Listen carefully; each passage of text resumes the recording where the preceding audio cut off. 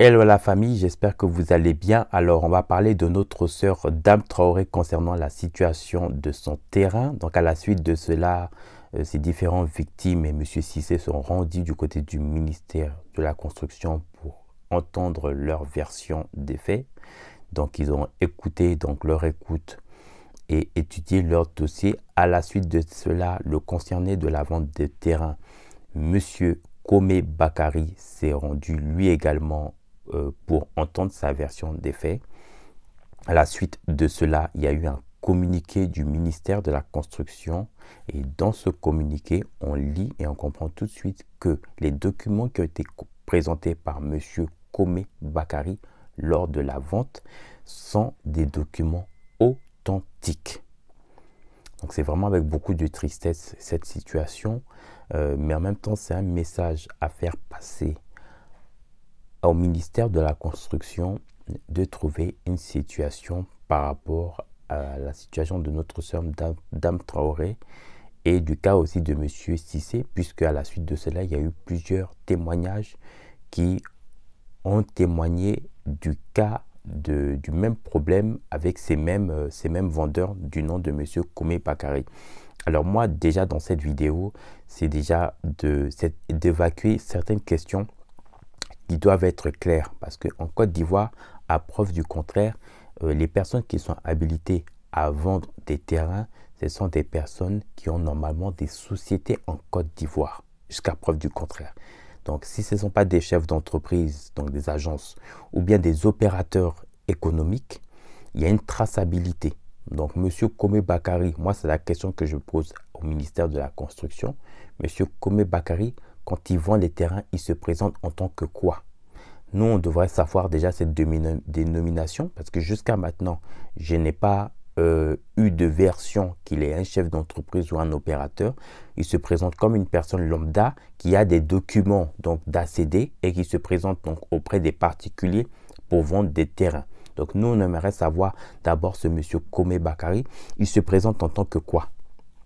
Parce que ça en va à la crédibilité de l'État. Parce que je trouve qu'au niveau du ministère de la Construction, ce problème revient souvent. Il faut réellement que ça soit réglé rapidement parce que ça risque d'entacher le travail bien fait que l'État de Côte d'Ivoire a mis en place dans les différents secteurs d'activité et que ce soit un secteur d'activité qui puisse entacher, surtout qu'on a l'approche des élections présidentielles. Alors, on ne peut pas se permettre qu'il y ait aujourd'hui des Ivoiriens qui veulent investir dans les différents secteurs d'activité et qu'en réalité, ils n'ont pas une assurance de garantie de pouvoir dormir et de pouvoir avoir de quoi y habiter. Ça, c'est pas possible. Il y a un problème qui est là et il y a un truc qui ne va pas. Or, pourtant, c'est ce qui est le point crucial en réalité du retour pour les personnes qui veulent revenir en Côte d'Ivoire pour s'installer, pour travailler ou autre. Donc, forcément, il faut régler ce problème de terrain.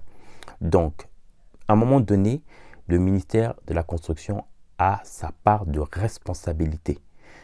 Que ce soit son équipe, son staff ou une partie de son cellule, c'est le ministère de la Construction qui est responsable. À un moment donné, il faudra arrêter d'utiliser les fuites pour mettre les particuliers, utiliser toujours la responsabilité de l'État. Le ministère de la Construction a sa part de responsabilité.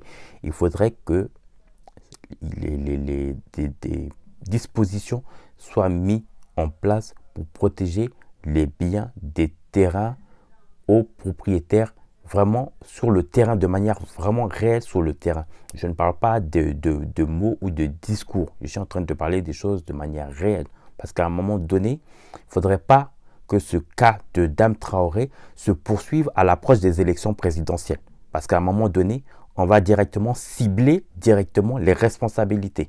Donc là, le cas de Dame Traoré, il faudrait que ça trouve une solution. Mais en même temps, je demande aux victimes de Dame Traoré d'essayer d'aller témoigner pour qu'on puisse écouter sa version authentique de ce qui s'est réellement passé et les documents à laquelle il s'est présenté. Donc, à travers des panels, que ce soit sur les réseaux sociaux ou même des médias, qu'elle puisse parler et témoigner, même d'autres différentes personnes qui ont été victimes, d'aller sur les panels que vous connaissez déjà, les lives, ceux qui font des lives, d'aller essayer de parler, de témoigner sur réellement ce qui s'est passé et pour que vraiment on puisse soulever réellement le problème. Il faudrait que le ministre de la Construction puisse régler ce problème. On ne peut pas comprendre que normalement, c'est ce genre de cas doivent être effectués par des particuliers. Donc, il faudrait qu'on sache, M. Kome Bakary, il se présente en tant que quoi? Est-ce que c'est un opérateur économique? Est-ce que c'est une personne qui est une chef d'entreprise en Côte d'Ivoire? Pour savoir d'abord à qui on a affaire. Parce qu'à un moment donné, l'État de Côte d'Ivoire ne peut pas mettre des dispositifs pour permettre à ce que des gens puissent créer des entreprises à travers des guichets uniques auprès de la CPC. Et puis derrière, il y a des gens qui viennent comme des particuliers vendre des terrains. Donc là, il faudrait nous clarifier là-dessus parce que nous, on va vraiment dénoncer par rapport à ça parce que là, ça devient autre chose. Donc n'hésitez pas à vous abonner, à liker et à laisser un commentaire en bas de ma vidéo. Très vite.